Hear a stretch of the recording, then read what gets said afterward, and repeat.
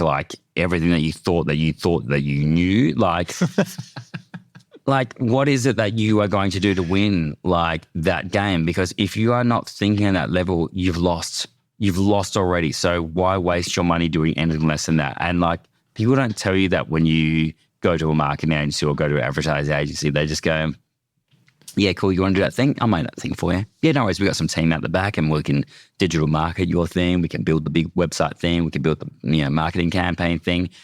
But they're just getting you to become another player on the field of other players playing on the field. Yeah. So I think one of the biggest takeaways for me is like, if you're going to do something, just let go of ego. Let go of anything that you think that you would like to believe about your own business and put yourself in the customer's seat and go, right, if I was the customer of this business, what would I like to see? What would stop me in my tracks as a customer and go, oh, I need to actually remember this person. Like they're doing something that no one else has actually ever done before.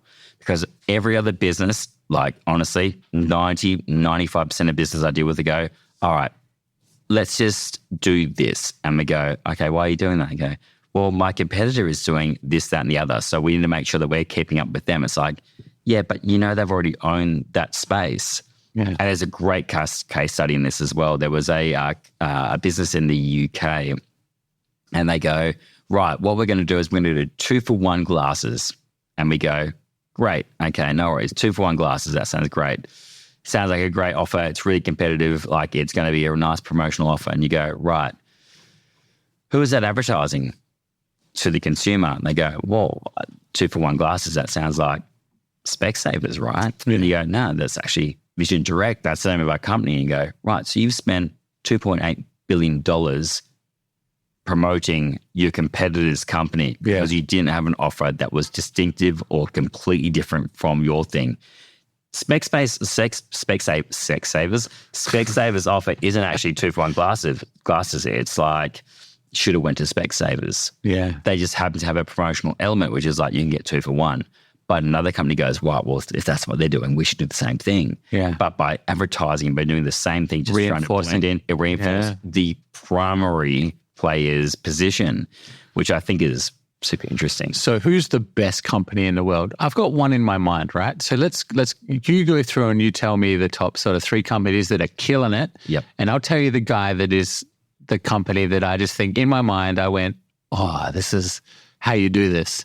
So tell me, what are the top 3 companies that you think are killing it? Okay, so we're talking about companies, just marketing and distinctiveness and all the wonderful things that comes from trying to get yourself noticed. Right. Okay. So I think primarily, and this is no surprise, I think Apple does a phenomenal job. They have a great product, so therefore it's very easy to market. Okay, and there was actually, I think it was Jeff Bezos who made the comment that advertising is a tax on a poor product. And it is true. Whereas Apple has an amazing product and all they need to do is a keynote every now and then and people organically line up across the world and they go, oh my God, we're waiting to find out about a 48 megapixel hybrid camera in a thing. Like it's like which you just got, by the way. He's got a new phone. No. He hasn't even got a cover on it yet. It's what is it, September 20? So I got it on the day that it dropped. So he is lining up for this outside the city. True, yeah. 3 days camping. The things I went to get this phone delivered on this day at 11:35. And do you know what happened to him? When we had the barrel session chats with Tom from Plantagenet Wines downstairs, Tom goes, oh, you're only on the 16. That's a good call. I should be a winemaker. Whereas these guys have the inside track. But it's true. I think Apple does a phenomenal job at like being able to. Because there's a thing called Apple Power Words. If you Google in Apple Power Words, true. You've seen this shit? You tell me. Well, they use words like that are superlative. So it's like phenomenal. And they use words that are so extreme but used in context, make it sound like it's a product feature used in a different way. Yeah. There's a great guy, Sabri Subi, I think that's his name, from King Kong. He runs a digital marketing agency over East, and he's written a full thing on like these kind of power words, and like they use them in digital marketing and Google AdWords and stuff like that, and they work. Yeah. Like they're words that aren't usually used, Most people revert to like, hey, what's going to be catchable? Like, let's not try and like step too far outside of like the realm of like, common vernacular. Yeah, but here's some 2020 fucking for wisdom. Yeah. If you just go into ChatGPT, right, and you write what your product is and what it does or whatever, you can be fucking, who knows, like kitchen taps. You write it into the thing in ChatGPT, how it's written on your website. Yep. And say, rewrite as Apple Power words and press enter. Bang. And it goes unfathomable, tap power, turning ability, flow, mega. Like, fuck me. That is a hack in 2024. That sounds like the prostitute I want to see. Exactly. Yeah. Called Apple. But all right, okay, that's number one. That was not who I was thinking. Who's number 2 and 3? Okay. Beyond Apple, who am I loving right now? Well, just all time. Loving all time. You're thinking like Michael Jordan, LeBron, Kobe. Okay, so beyond that, there's a great case study from Tommy Hilfiger, which I think like this is the story that actually set like Tommy on the scene. So back in the 80s, Tommy Hilfiger was a no-name brand. And some guy called Tommy. Yeah. And he employed one of the best advertisers of all time. And he goes, right, I need you to get me onto the scene. And this guy goes, right, I'm going to put you up onto the same pedestal as every other major designer. So what I'm going to do is I'm going to put you on a billboard in the middle of New York City saying the 4 best American designers are 1, 2, 3, 4.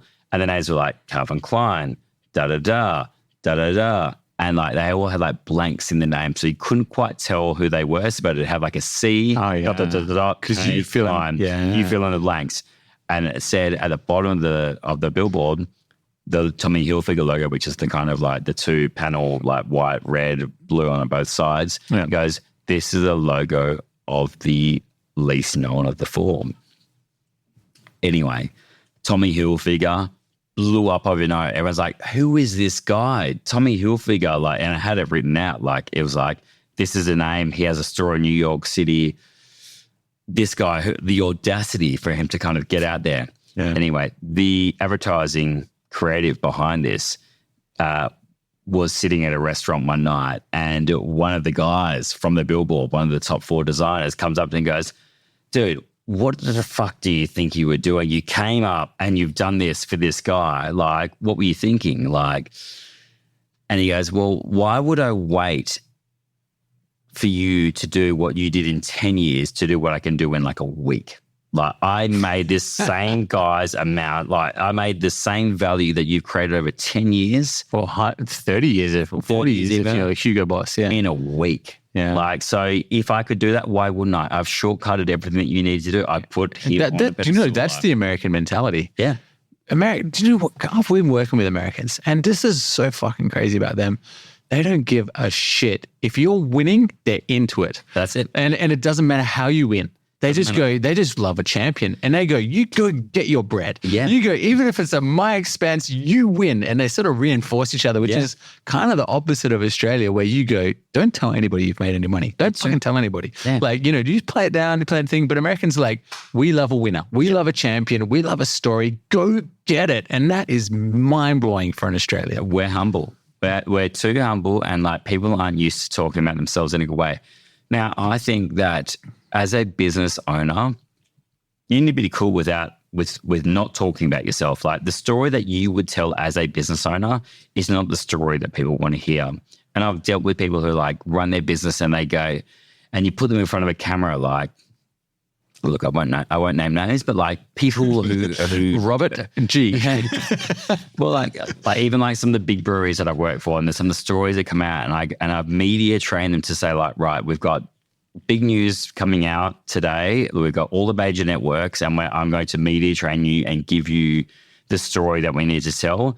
And as soon as we put them out there, they just start rambling, and they tell them all this weird stuff, and I'm like, stop talking. Like, I'm from the background, like trying to like mimic, like trying to silence them. Do not talk anymore, because the story that you're telling isn't helping your cause right now. Yeah. And it's interesting how people think that the audience will empathize with their position, when really it's not about that at all. Like, it's actually about, and like I said before, there is no truth. There's only perception. So what you say it is what it will be. Yeah, I mean, it's so true. I just watched it. I was working and I was so there's these guys, they do pre-ASX IPO capital raising. Mm-hmm. So they take a company that's about to go on the IPO, Mm-hmm. they rouse up, they get a whole bunch of investors in the room and they rouse up a lot of attention about what we're going to do. Yep. And it's really, it's a layup for the fucking investor because they go, all right, so we put in 5 cents, it IPOs at 20, we 4 times our money and we exit at the IPO. So risk-free, right? Yep. Which is all you want.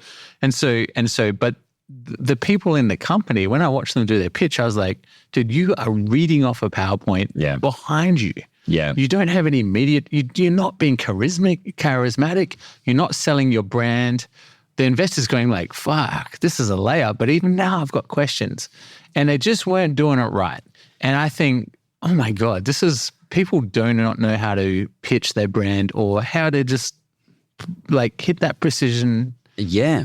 The story crazy. It's crazy, yeah. No one's thought about the story that they actually want to tell, and no one's thought about it from beyond their own perspective. And that's everything that's wrong with marketing for businesses. Businesses always want to tell their story. They never want to connect with the consumer's story. So take yourself out of your own position as a business owner and go like, it's actually not about me. Like someone's coming to me because they have a problem. What's their problem? What is their problem? Like, how can I connect with them better and be like, oh, this is what you're going through right now? Like you've got a screaming child at home. You are trying to cook dinner at the same time and you happen to see an advert on TV and it happens to have our product on there.